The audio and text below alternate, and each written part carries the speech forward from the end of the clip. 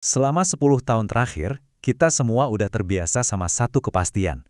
Spesifikasi smartphone itu bakal makin gede, makin kencang, dan makin canggih tiap tahunnya.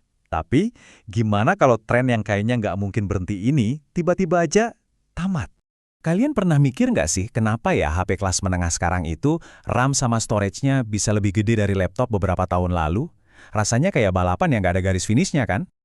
Ya, inilah aturan main yang kita kenal selama ini. Mau itu RAM, megapiksel kamera, atau kapasitas penyimpanan, angka yang lebih besar selalu jadi jaminan kalau sebuah smartphone itu bagus.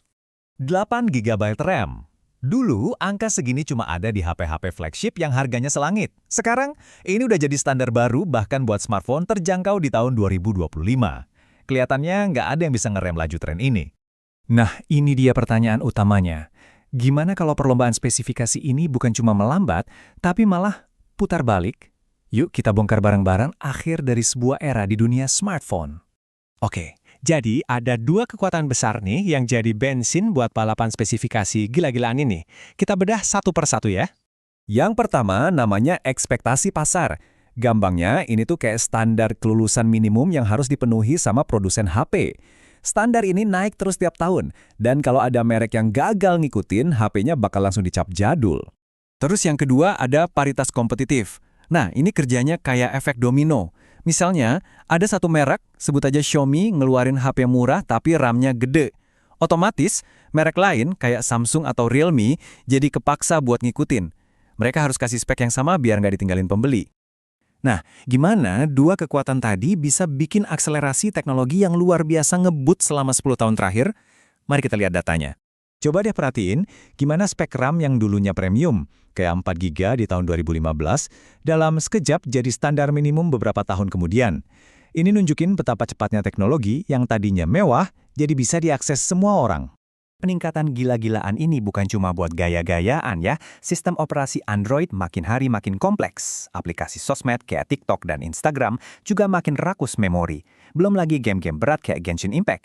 Ditambah persaingan harga dari merek-merek kayak Xiaomi dan Realme yang maksa semua pemain buat ngasih lebih dengan harga lebih murah.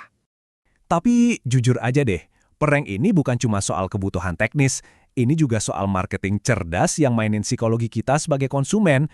Nah, disinilah letak kesenjangan antara apa fungsi asli sebuah spek dan apa yang kita rasain tentang spek itu. RAM gede itu ngasih sinyal powerful, megapiksel tinggi itu rasanya kayak punya kamera profesional, dan storage lega itu ngasih kita rasa aman dari notifikasi memori penuh. Kutipan ini kena banget sih.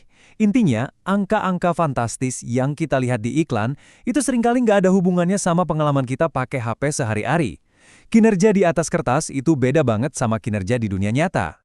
Oke, sekarang kita sampai ke bagian paling krusial. Seluruh sistem perang spesifikasi ini yang dibangun di atas keyakinan kalau komponen bakal makin murah dan makin banyak, ternyata sebentar lagi akan nabrak tembok. Lihat deh grafis ini, harga komponen inti yang jadi bahan bakar perang spesifikasi, yaitu RAM dan storage, diproyeksiin bakal meroket. Kenaikannya lebih dari 70% buat RAM dan hampir 100% buat storage. Ini bukan kenaikan biasa, ini adalah lonjakan harga yang belum pernah terjadi sebelumnya, yang disebabkan krisis pasokan global. Terus biang keroknya siapa? Jawabannya simpel, ledakan AI atau kecerdasan buatan. Para produsen memori raksasa kayak Samsung dan Micron sekarang lagi mindahin jalur produksi mereka. Kenapa? Karena perusahaan AI rela bayar jauh lebih mahal buat memori server mereka, dan akhirnya pasar smartphone jadi di nomor 2 kan? Ini gambaran jelasnya. Terjadi pergeseran prioritas besar-besaran di seluruh industri semikonduktor. Fokus mereka bukan lagi ke komponen buat HP kita, tapi ke komponen yang ngasih tenaga buat server-server AI raksasa. Inilah akar masalah dari krisis ini.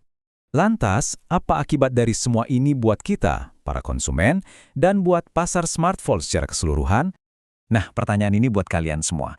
Pergeseran global ini bakal punya dampak langsung ke smartphone yang akan kalian beli nanti. Dan dampaknya mungkin bakal cukup mengejutkan. Untuk pertama kalinya dalam satu dekade, bisa jadi HP keluaran baru punya spek lebih jelek dari pendahulunya. Istilahnya adalah regresi spesifikasi. Bayangin aja, HP rilisan 2026 mungkin balik lagi ke RAM 8 atau bahkan 4 GB dengan storage yang lebih kecil. Tapi ada sisi baiknya, slot kartu microSD kemungkinan besar bakal populer lagi.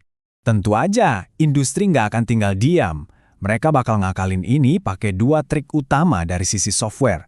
Pertama, RAM virtual, yang intinya minjem sedikit ruang dari storage buat dijadiin RAM tambahan.